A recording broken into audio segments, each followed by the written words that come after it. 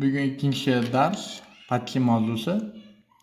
Patkin 3-xonadagi undosh harf degan mavzu. Asosan bu yerda mana bu shaklda yoziladi, mana bu ketgan. Mana cha, cha, cha. Bu esa mana bu shakldagisi ham bor. Mu, mu, mu, mu. Bu yerda juda ham boshqacha, ya'ni 3ta kelgan harf bor. Ya'ni chang, chang mana bu. Chang, chang, ch a ng, ch a ng. Mana bu 3ta harf ham ketma-ketlikda kelgan. M u n, mun, mun, chang mun, chang mun. Deraza degani, mun esa eshik. Bu darslardan oldin siz birinchi unli harflarni va undosh harflarni, qo'sh undosh, qo'sh unli harflarni yaxshi yodlagan bo'lishingiz shart. Chunki bularga ikkinchi mavzuga tushuna olmaysiz agar yodlamagan bo'lsangiz. Birinchi qoida, so'z boshida kelsa o'zgaradigan undoshlarimiz bor. Ya'ni mana bu birinchi darsimizdagi G harfi endi o'zgaradi qachonki u so'z boshida kelsa. Ya'ni kam, kam, kam, kam harfi.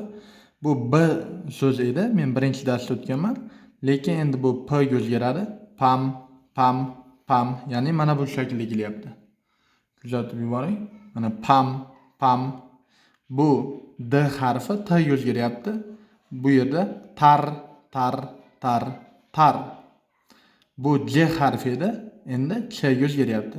Buni yaxshilab yodlagan bo'lishingiz shart. Chunki bu juda ham adashtiradi. Agarda bu tepasida bitta, ya'ni mana bunday so'z yozilgan bo'lsa, bu ch deyiladi o'z shaklida, lekin yozilmagan bo'lsa j. Lekin bu so'z boshida kelsa ch harfiga o'zgaradi, lekin j edi. Endi ch, cha, cha. Ikkinchi qoidamiz 3-xonada kelsa o'zgaradigan undoshlar, ya'ni patkin. Bu degani mana birinchi qoida bo'yicha o'zgarayotgan edi. Ya'ni mana G K ga o'zgarayotgan edi. Endi G tepada birinchida bor, keyin patkin, ya'ni 3-xonada bor. 3-xona mana bu joy deyiladi. 1 2 3. 3-xona doim patkin. Bu yerda kak, kak bu aslida G edi, lekin endi K ga o'zgaradi. Kak, kak, kak. Yana bitta qoida. Bu N harfi N harfligicha qoladi. Ya'ni bu yerda pang, pang, bang emas, bang emas. Bang desangiz noto'g'ri bo'ladi. Pang, ya'ni birinchi qoida mana. P ga o'zgaryapti. Bu yerda pam degandek, bu yerda pang deymiz. Xuddi yana shunday qoida. B P ga o'zgaradi. Mana pap. Buni bab emas, pap. Chunki birinchida ham, 3-xonada ham B P ga o'zgarib kelyapti. Shuning uchun pap, pap. Endi R harfi L ga o'zgaradi. Tal, tal, tal. Tar desangiz xato bo'ladi. Shuning uchun tal deymiz. Ikkinchi qoidaning davomi S, ikkita S, G, Ch, T, D, T, X. Bular T ga o'zgaradi. Bu yerda kat, kat, bu kas desangiz xato bo'ladi.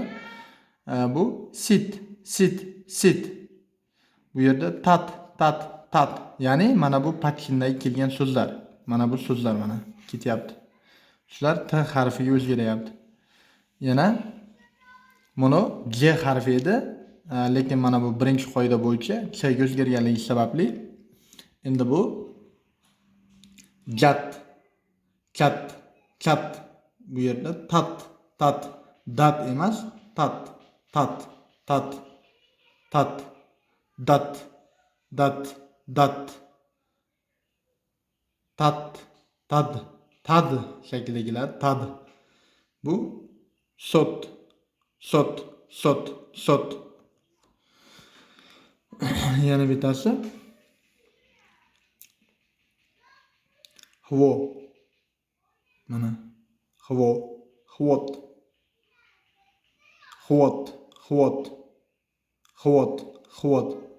Lekin bu t'ga o'zgarmaydi. Bu x, pastdagisi t. Xvot, xvot. Uchinchi qoida.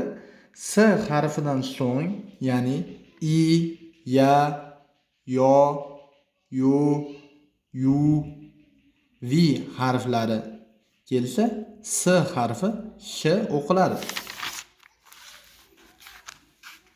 Mana bu joyda qoida bo'yicha mana si emas, shi.